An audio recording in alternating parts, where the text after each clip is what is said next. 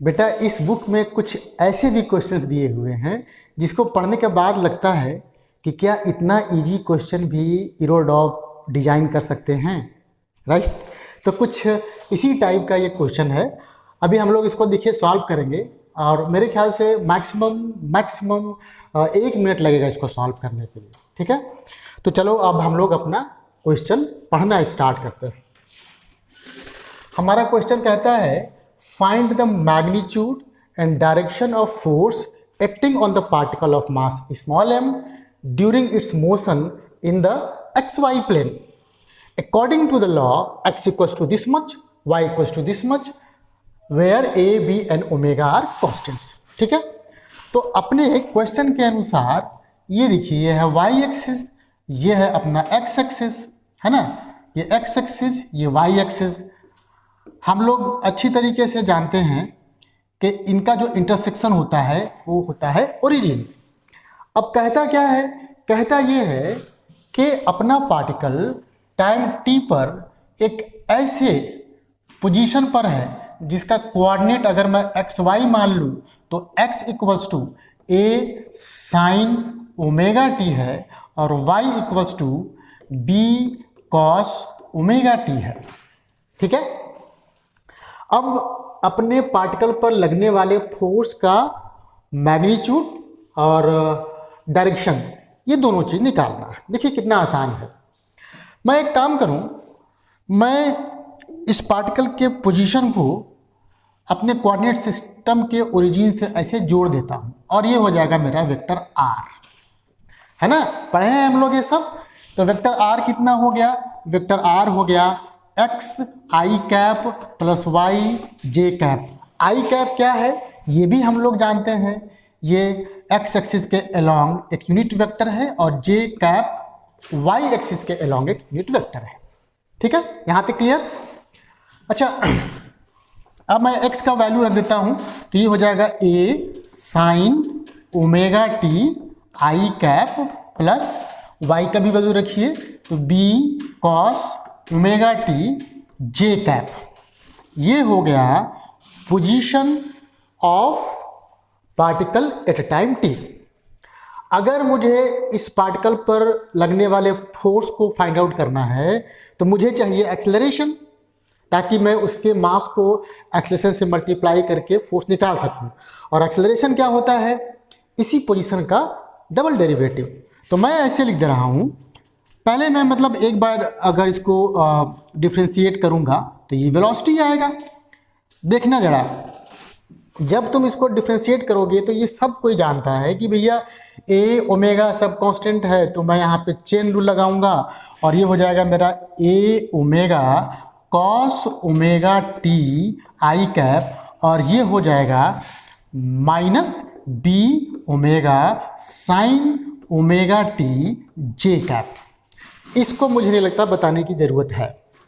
चलिए एक बार और डिफ्रेंशिएट कीजिए ताकि आपको एक्सेलरेशन मिल जाए। तो एक्सेलरेशन का फार्मूला बेसिकली ये होता है, हमने लिख दिया और डिफ्रेंशिएट कर दिया।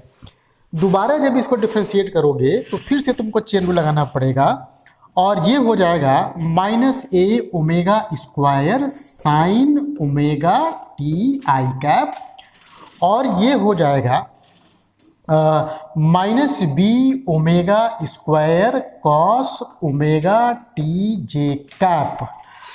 इसमें से देखो तुम ओमेगा स्क्वायर और माइनस ये कॉमन ले सकते हो, तो माइनस ओमेगा स्क्वायर हमने कॉमन ले लिया, यहाँ बच जाएगा A sine omega T I cap plus ये हो जाएगा B cos omega T J cap. जरा ध्यान दो, ये वाला क्या था जो लास्ट आपका आया, ये देखिए यही है बेसिकली पोजीशन वेक्टर, है ना। तो एक्सेलरेशन जो है पोजीशन वेक्टर के अपोजिट डायरेक्शन में है क्योंकि यहाँ पे देखिए माइनस हो गया। तो बताओ फोर्स कितना हो गया, मैं क्या करूँगा सिर्फ मास से मल्टीप्लाई कर दूंगा। तो बहुत आसान है अब ये, है ना। तो अब मैं निकालने जा रहा हूँ फोर्स। तो फोर्स हो जाएगा मास इंटू एक्सेलरेशन और मास तो दिया हुआ है, एक्सेलरेशन मेरा आया कितना आया, ये आया माइनस ओमेगा स्क्वायर ब्रैकेट में A sine omega T I cap plus B cos omega T J cap. मेरे ख्याल से इतना ही आया है, फिर भी हम इसको एक बार चेक कर लेते हैं। A sine omega T I cap plus B, हाँ निकल गया, ठीक है। अब बताइए इसका मैग्नीट्यूड कैसे लिखेंगे आप? तो मैग्नीट्यूड के लिए तो दुनिया जानती है कि मैं इसको फिर ये लिखूंगा क्या चीज़, आई के कोफिशिएंट का स्क्वायर प्लस जे के कोफिशिएंट का स्क्वायर।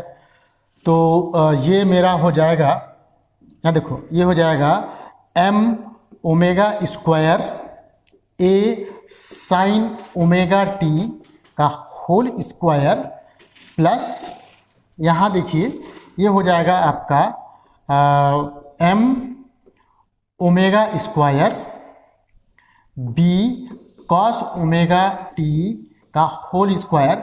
अच्छा, आप में से बहुत बच्चे कहेंगे यहाँ नेगेटिव छोड़ दिया, तो चलो भैया हम नेगेटिव लिख देते हैं, फ़र्क क्या पड़ेगा, कुछ भी नहीं फ़र्क पड़ने वाला है ना। तो यहाँ हमने नेगेटिव लिख दिया। अब सोचो कि जब तुम इसको स्क्वायर करोगे तो एम ओमेगा स्क्वायर है ना, एम ओमेगा स्क्वायर क्या हो जाएगा, कॉमन हो जाएगा, बाहर निकल जाएगा। तो एम ओमेगा स्क्वायर ऐसे बाहर निकल गया। यहाँ क्या बचा, यहाँ बचा A square sine square omega T plus यहाँ बच गया B square cos square omega T, ठीक है। तो मैग्नीट्यूड देखो निकल गया। डायरेक्शन की बात है, अभी हमने कहा कि जो पोजीशन वेक्टर का डायरेक्शन होगा ठीक उसके अपोजिट हमारे फोर्स का डायरेक्शन होगा। तो मैं ऐसे कह दूं, अगर मैं ऐसे कह दूं कि मैं फोर्स को लिखना चाहता हूं, अब देखिए वापस से चले आइए, तो यहाँ आप लिख सकते हैं minus M omega square minus M omega square R vector, है ना। तो डायरेक्शन निकालने के लिए क्या करते हैं हम, डायरेक्शन निकालने के लिए बेसिकली इसी के मैग्नीट्यूड से हम इसको डिवाइड कर देते हैं, और तो कुछ भी नहीं है। तो भाई मैं सिंपली यही लिख दूंगा कि डायरेक्शन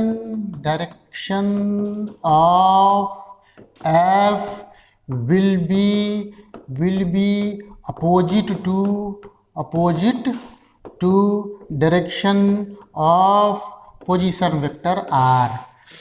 अब ध्यान दो, अगर कोई थोड़ा सा इसको कोरिलेट कर पा रहा है तो अपना जो पार्टिकल है वो एक इलिप्स पे मूव कर रहा है बेसिकली, है ना, और उस पार्टिकल पर लगने वाला जो फोर्स है वो हमेशा इलिप्स के सेंटर की तरफ डायरेक्टेड है। तो मुझे अब ये बताना है, मतलब आप मुझे बताओगे कि क्या इस फोर्स को हर मोमेंट पर सेंट्रीपिटल फोर्स कह सकते हैं।